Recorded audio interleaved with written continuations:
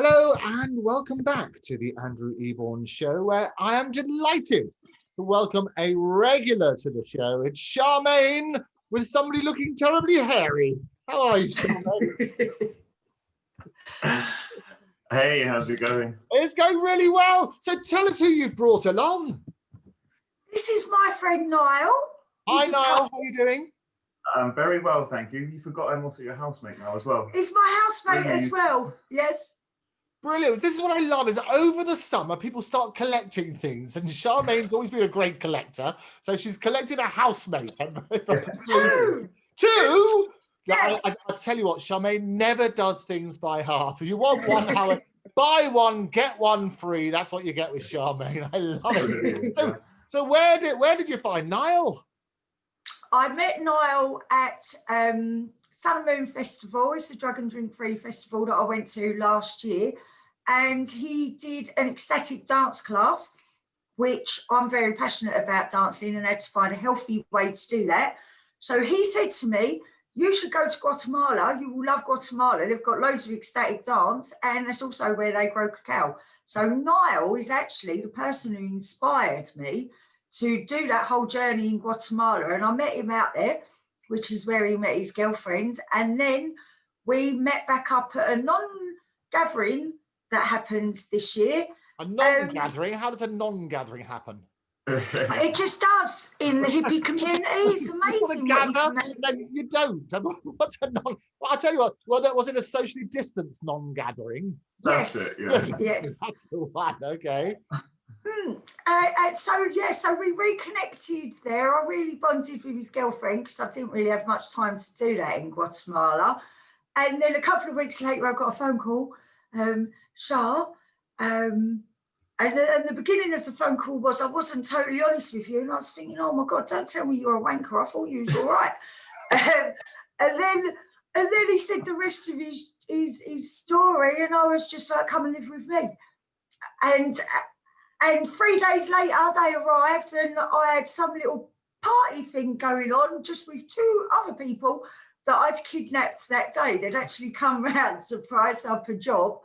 And I got the decks out, made them a cacao, and we all done a little ecstatic dance, didn't we? Five of us. You tell the whole story. So what is the whole story? Let's bring you in here now. What was the whole story? Tell us your story. What did you tell Shah to start with, and what was the surprise she found out later? Well, my story is quite long and convoluted, so I'll try to keep it short. But I spent most of my adult life in a relationship with my kind of high school sweetheart. It's your typical kind of perfect story of young love finding itself, and we spent many years together. And at the age of 28, that all just changed out of nowhere. It was quite unexpected for both of us. And in that time, it was obviously a difficult period, having grown up with somebody you thought you were going to spend your whole life with, to suddenly be alone for the first time in your life. It caused a lot of emotional upheaval, shall we say. And somehow the universe just popped a pen in my hand and I started writing, and I found out that putting pen to paper is an incredible, amazing tool that anybody can use actually to process their emotions and to let them out rather than bottling them in. So I not only discovered a love for writing and performing. Say that as an artist, it's better if it comes from the authentic. If it is, you have to go through that struggling stage. I mean, today would have been John Lennon's 80th birthday, so it's quite appropriate that we're talking about artists and where that comes from, that whole sort of authenticity. So is it fair to say you are no longer with your girlfriend? Is that right? No, not anymore. No, we're still great friends, and there's a few poems that continue that story on that again were tools for me to process everything that I was going through. And then it led me to finding this love and this passion for not just writing this poetry, but memorizing it and then sharing it with people in a verbal way. I'm saying, going back to what you're saying there, I wouldn't be the person I am if that hadn't have happened. Yes, it was painful at the time, but I think the most painful parts of our life offer the biggest opportunities for growth in many, many aspects. And it led me to who I am, what I'm doing now. It's working on that sort of basis where people are taking their experiences and it makes them the person they are today. And if you look at that sort of principle, out of all the bad and the evil and the troubles that people have, you can make some good. And if it's writing, because you if I remember right, you came quite late to writing poetry, didn't you? Yes, I was the age of 28. So we'd been together for almost 11 years at that point. Never written poetry before, never read poetry. To be honest with you, always thought poetry was a bit lame from the kind of stuff that we read at school. Didn't, you know, these convoluted metaphors I didn't really understand. But when it came to writing myself, I wasn't aiming to write poetry, but I think what I discovered is whenever you write from your heart, without any intention, what comes out is poetry. Whether it rhymes or whether it sounds good, that's a form of poetry. And in my case, it came out and exposed a passion and a kind of innate talent that I didn't really know that I had, which was really beautiful as well. So the first time you set pen to paper, even excusing all the sort of English lessons where everybody's made to write poems, whether they like to or not. Yeah. The first time you, in and of yourself, set your pen to paper, talk to me about that moment. It was late one night and I was in kind of this emotional turmoil state. That whole part of my life was a roller coaster ride, because some days it was this liberating feeling of freedom that I'd never had before, this exciting new opportunities that were going to be ahead of me. And other days it was this deep sadness and grief for the loss of the relationship and what that meant and all of that kind of stuff. And this was one of those particular nights where I was on a down, you know, and tears felt like they needed to flow, but they felt stuck at the same time. Before I knew it, I just had this pen in my hand and I was writing without thinking. It was just this kind of movement of my hand across the page. And yeah, what came out in the end, I read it over and over and over, and it had this natural rhythm and rhyme and kind of meter to it. And as I read it, I naturally started to memorize it. And at this point, we were going through the breakup. So we weren't separated at this point. It was kind of, we were trying to figure out what was next. And she came round one night and I just said to her, hey, I've written a poem and I've memorized it. Do you want to hear it? And she was like, yeah. So I performed my first ever poem just to her. And she looked at me and said, Niall, like, you've got a real talent and passion, like skill for that, and you should keep writing. And I did. And then throughout the rest of that breakup, it really became this amazing tool that I then became passionate about sharing that with the world and saying, you know, look, this helped me. And I think if you're a human being and you can use one, a language, and two, a pen, then you can use the same tool the next time life throws a big curveball at you and you don't know how to kind of navigate it, you know. And that's what it led to. Things, and what I love about doing this show is we get people who very generously peek beneath the kimono, if you like, because we are all human. We all share the same experiences. And those who can capture those emotions in a few well-chosen words, a lot of people find comfort from that. I hope so, yeah. So are you happy to share that first poem with us? I'm not going to share that particular one with you. The answer's no to that one then. There was such a big build-up. Yeah, sorry. Those people happy to share those emotions. I won't do that one, but you're going to share another one. Yeah, I'd certainly like to share a poem with you. The only reason I won't share that one is because it was the very first poem I ever wrote and memorized, and because it was really specific to that moment in my life, which is now 4 years later. It's not as relevant for me to share unless it's a specific crowd that I know needs to hear that message. So for this one, I'd like to share one of my favorite ones. It's about 3 minutes long, if that's okay. Of course it is, as long as it takes. And it feels right to share this one because it's a piece about faith. The name of the piece is Faith. And I'm using that theme because we're talking about here, you know, we all go through these painful experiences in life. We share that human experience. But faith is something that you can find to give you that knowing within you that no matter how hard life gets, that it's going to get better and that it's going to lead you to where you're supposed to be and to chisel away the things that aren't really you, you know. We will experience that too. We've all had those painful times that have led to the evolution of a new self. So this piece is about that. It's about faith in yourself, faith in the divine perfection of this universe that we call home, and faith that really you're always in the right place at the right time. So I'd like to share that one today, and I'd like to also just start by saying thank you to you, Andrew, for having me here, Charmaine, for having me in your house and inviting me into your home for this unique opportunity to share this piece with whoever's listening. So thank you. Faith.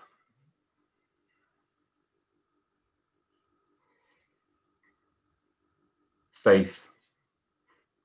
Faith's one of those things that you can't actually see. You'll only ever see the consequences if you're willing to believe, they say. If you can conceive it, then you can achieve it. But if you don't really believe it, then you're never going to receive it. Faith. There's many different levels out there. Most of us have gotten to the stage where we at least say that we have faith. We tell the world around us that we believe we will receive what we set out to achieve, but don't be deceived. Because on the inside, so often a very different drama plays out. One where the main characters of fear, disbelief, and self-doubt. For years, so many have tried to figure it out, studying the science of belief, looking for that golden elixir of relief that would cure all the grief and ensure that the net will appear when we leap. But the thing about faith is you have to leap first. You have to just trust in the universe because there's no reverse. Once you jump, that is it. To your flight, you commit. You will free fall a while, so do it in style. Enjoy every second. Beginning to spiral to your fate, you were beckoned so long in denial, but why do you reckon? I'd like to find out. Hell, I would love to find out. Faith. Faith that you are always precisely where you need to be. Faith that you can attract everything that you need to be free. Faith not in God, but that God is in you. Faith that those notions you had are all true. Faith not in your mere survival, but in your abundant prosperity. Faith in the power you have to create your own reality. Faith in your abilities and your capacity to learn and grow. Faith with true solidity. Sure as rain will freeze to snow. As sure as the sun that will rise in the east. As sure as the bread that won't rise without yeast, and as sure as the butterfly was once a flightless beast, and as sure as each breath you take will need to be released. If we can just find this same faith in ourselves and in this universe, and if you can see the truth that I am spitting in this loony verse, that without faith, you'll never fly. You may stay safe, but you'll live a lie. Because you have to deny all the dreams that you've dreamt. You tend to stay blind to all the signs that are sent. Yet all those pointers that you've seen, that were trying to guide you to the inner truth that resides right inside of you. The knowledge that you're an almighty creator, the confidence that you can always be greater. So ignore all the haters, just leave them for now, because when you reach the top, you can show them all how. And if you never stop, you'll just keep on going. The seeds that you sow will just keep on growing, and the garden that you tender that was once full of weeds will suddenly sprout with the root shoots and leaves that will flower and blossom if you just believe. Faith. It really can move mountains if you think that it can, but that mountain won't budge if you just use your hands, because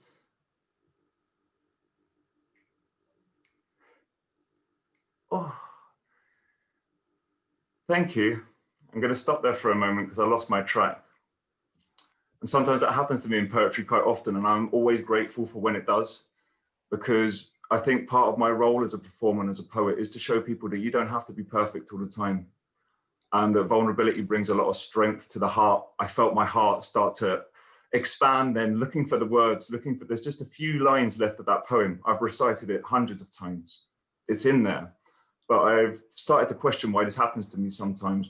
And I feel like it is to be able to be that beacon of vulnerability and show to people, if you've got a passion, if you've got a message for the world, if you've got something to say, then say it. No matter if you're not fully polished or if you haven't rehearsed it a million times, if you feel passionate and you feel like it's something that needs sharing, then share it. And it doesn't matter if things go wrong or if you slip up or if you don't say the right words, you know. So I'm going to, sometimes it flips back, but it's not, and it's gone right now. You've So done amazing. I thought that was Well done. Thank you. a virtual hug through the airways. I mean, but you're right. You've got to have faith, as George Michael says as well. And, yeah, inspired by. What's interesting, though, as you say, it came from the heart, and when you started writing was as a result of the split up, the breakup of your childhood sweetheart. Where did this particular poem come from? This particular poem, so before me and my ex split up, her name's Harriet, I'll refer to her as that for now. Well, Harriet and I split up. We were planning to go traveling together for many years, but she was studying for a PhD, so it was something that we were going to be doing after several years of her finishing. Several years later, she finishes her PhD and we start to break up, and it looks like, man, actually, after this years of planning traveling together, I'm going to be going alone now. That's kind of scary, but cool, and all of this kind of stuff. So I went traveling, and I went across to the other side of the world, started off in Mexico and made my way down. And I was listening to an audiobook on a long bus journey between Mexico and Guatemala. It's about a 13-hour bus journey. This particular audiobook was a distillation of a very popular self-development book, one of the first ones by Napoleon Hill. It's called Think and Grow Rich. And it was the first kind of personal development book. And this guy had spent 30 years of his life interviewing all these top kind of businessmen and millionaires and trying to understand where their mindset was different. Wrote this famous book. And this particular audiobook had several top speakers in that world, each taking one of the points of the book. And one of the final points of the book was this, what he called applied faith. And it was the idea of not only believing in yourself and having positive self-talk about your abilities and your capacity to create whatever you want in life, but also having this unquestioned, unshakable faith in the intelligence of this thing that we call the universe and its power to assist you in creating your dreams and manifesting those things into physical reality. And not only its capacity, but its desire to. It actually wants, you know, the way it describes it is that this universe we live in, it wants to help us, but most of us are blocked off to that, and we're blocked off to the idea that we're connected to the universe in that kind of higher level, you know, and that it's us, we're an extension of it. So yeah, I finished listening to that bit, and it wasn't the end of the audiobook, but I instantly pressed pause, and that piece just like literally fell out of me. And it was, yes, became one of my most favorite pieces to share. And I'm gutted the last couple of lines went. We're talking at the moment, we heard that the Chancellor telling lots of people that they have to retrain. What I love about it is that you came to poetry at a late age. And you go into a room full of primary school children and say, who can paint? Everybody's hand goes up. You go into a room of adults and say, who can paint? And you'll be lucky if one or two put their hands up. Sure. What I love about your tale is that it's authentic. You can turn around it at any age. You can just speak from the heart and try something new and inspiring it, and to encourage others to do so. For sure. And that's really what I want to do, and also encourage others to know that this pen and paper is a tool anyone can use, not just to write a fancy poem and to get up on stage and pick up a microphone, but just to deal with your emotions. It's really powerful and effective. And I feel like the kind of extended story of that breakup is that she got with one of my very good friends just a month or two, who I'd been friends with for years. He was a dear brother to me. And they ended up together after just a month or two of us splitting up. And that story goes on longer. There's more details to it. But because of having this tool, I really put it down to the tool of pen and paper to be able to, as that stuff was happening, get those deep emotions out of me, you know. I processed all of that within about a month, or it was about 6 weeks later after that all happened. We were all friends again, and it was all healing, and I was able to be around them, and not just be around them, but be happy for them and start to find love for him as well, for being there for her, somebody that I claim to love, you know. So I've become really passionate to help others just remember that we've got this simple tool, most of us lying around in our drawers or on our cabinets, you know, that we can pick up when life gets hard. And it really helped me. And I know from my experience sharing it through workshops and retreats that anyone can use this tool. It must have been awful having had your childhood sweetheart effectively go out with your best mate. Yeah, it was tough. It was really difficult, but it led me on such a beautiful journey, and it led me to a word called compersion. And compersion, not many people have heard of that word. It's kind of made up word, to be honest, but it exists. And compersion is the concept of finding joy and love and gratitude for the people that love the people you love. So it's to love those that love the ones you love. And when I found that word, it was in the midst of them getting together. We were all together at a festival that I'd organized and everything, and then it was like boom. It was really difficult, but the universe magically led me to this mug in the middle of the desert, and the mug had this word compersion on it, and this word changed everything, and it helped me to look at him and find love for him, because he was now making her happy, and if I love her, then all I should want for her was to be happy. So it's this really like subtle but huge mind shifts. And along with the writing, I ended up turning that story of compersion into my longest piece, which is 9 minutes long, and it's the story of what happened that night in the desert and how I got led to that word and that whole story. So maybe for another time I could definitely get you back to talk about compersion. And I think it's very brave, because what happens, it's clearly an emotional journey, and I think a lot of people watching will be in a similar position and will take comfort from your words, which is why I always admire people who are happy effectively to give a little glimpse beneath the kimono. We'll definitely get you back on the show. And also, in the meantime, if people want to hear more of your fantastic poetry, you don't work under the name Nile. You work under the Hart Floe poet, is that right? Yes, and it's not the cleverest name because I can't remember the term for it, but it's not radio revy. If you type Hart and Flow and poet, you're not going to find me because I spell it differently. The HFP, that's what you should be. Everybody's got initials now. That's a great idea. I might cut it down to HFP, that. I'll rename you live on this show. This should be good. But the Heartfelt poet. So how do they find you? Got a website? Hart is spelled H-A-R-T. And that is an old English name, which means stag, which is my power animal. Indeed. As in the White Hart pub, they have those sort of things. Exactly. And then flow is spelled F-L-O-E. And flow spelt like that is actually a huge piece of ice that's broken off from an even bigger land of ice and is floating off in the sea by itself. And I found that name. How do you spell poet? You've destroyed the other words. How do you spell poet? No, that's just normal. It's funny because being a poet, I do wonder if people think I just can't spell sometimes. But my vocabulary is not amazing as a poet. I could be better. But also, so to find me, if you do Hart Floe Poet into either YouTube, Facebook, or Instagram, you can find a few of my pieces. I do need to get more of them online. I've got like over 20 in my head now memorized, and I need to. I'll tell you what we do. Hart Floe Poet. We will bring you back for at least 19 more times. Charmaine will tell you, and all of it. So all you have to do is tune into Octopus TV, and you will find the Heartfelt Poet, Hart Floe Poet, even. Easily, because you won't need to worry about the spelling or anything else. Yes, we'll get that all sorted out. That'd be absolutely awesome. Thank you so much for sharing. It's wonderful to see you, Charmaine. Well done. Bring in more of your fantastic housemates. We love it. Good to see you. Take care. We'll see you later. Thank you. Bye. Yes, Andrew. Yeah. Tomorrow, would you like to do some yoga? Oh, I would love yoga. We're still recording. I'd love to do yoga tomorrow. What a great idea. Yeah, because my other housemate, she's an acrobat. She travels the world in a circus, and she's a yoga teacher. So yes. I love it. This could be a regular feature. We're going to call it Charmaine's Chums. Yes. And we can do ecstatic dance because Niall makes his own music, so there's no copyright issues. Brilliant. So we love it. I respect the artist, respect the copyright. That's always important. So what is the name of your acrobatic, wonderful person tomorrow? Her name's Hannah. So yeah, just wear flexible trousers.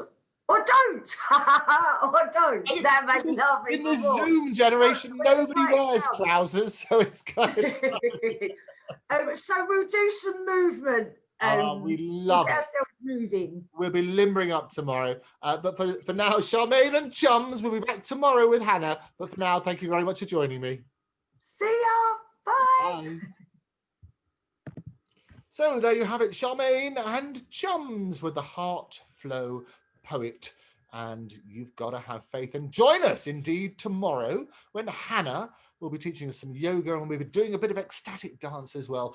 It all happens here on the Andrew Eborn Show. If you haven't done so yet, go along to YouTube and subscribe. You can follow me, Andrew Eborn, at Andrew Eborn, at Octopus TV. Whatever you do, join me next time. But for now, Charmaine and Chums, thank you very much. I'll see you then. Bye-bye.